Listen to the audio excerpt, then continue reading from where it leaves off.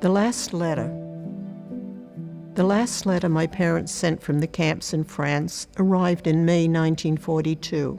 My sister Bertel held onto this letter and others from our parents for 68 years. When she came to live in Washington, D.C. in 1947, the letters traveled with her. Bertel has held on to these letters through all her moves in the D.C. area.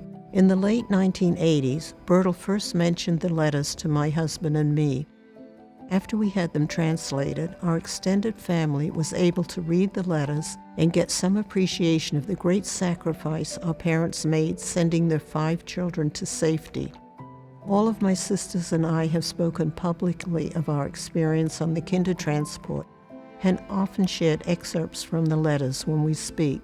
In fact, for a ceremony marking the 60th anniversary of the deportation of Jews from Baden, Germany, we carried the letters back with us to Adelsheim to share with the community that was our home before the rise of Nazism. Bertel and I have often discussed what should happen to these letters in the future. As old age descends, this has become more of a pressing issue.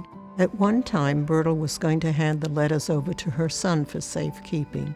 Somehow, this never happened. While the letters originally were sent to Bertel and our aunt, they were meant for all 5 of the Rosenfeld children. A few weeks ago, Bertel told me that the United States Holocaust Memorial Museum was coming to Leisure World in Silver Spring, Maryland, to talk to survivors and to collect artifacts they wanted to donate. So Bertel made up her mind and requested my company when she met with the people from the museum's collection department. Early on a Monday morning, I drove out to join Bertel on this mission. It was a difficult decision for her to give up the letters, her last remnant from our parents' hands, in which our mother wrote, "Stay all well and let us hear some good news from you soon, and we send you our dearest love and 1,000 greetings." And our father wrote, "My dear good children and Hannah, we hope to find you all well, which is the case with us as far as our health is concerned, even though the rest leaves a lot to be desired. We would all be very happy to hear what work you do and what you are doing all the time. And more details of dear little Esther. Hopefully you are all very good and obey dear Aunt Hannah because the aunt really only wants your best. For today, our best wishes and kisses."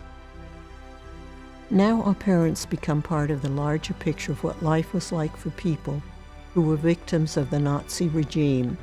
While we have copies of the letter, the originals will be available to all who want to learn about the people who lived and died during the Holocaust. My hope is that people who read the letters will realize our parents were ordinary people who had the same concerns and hopes for their children as all parents everywhere. I feel in some ways this is our final separation from our parents.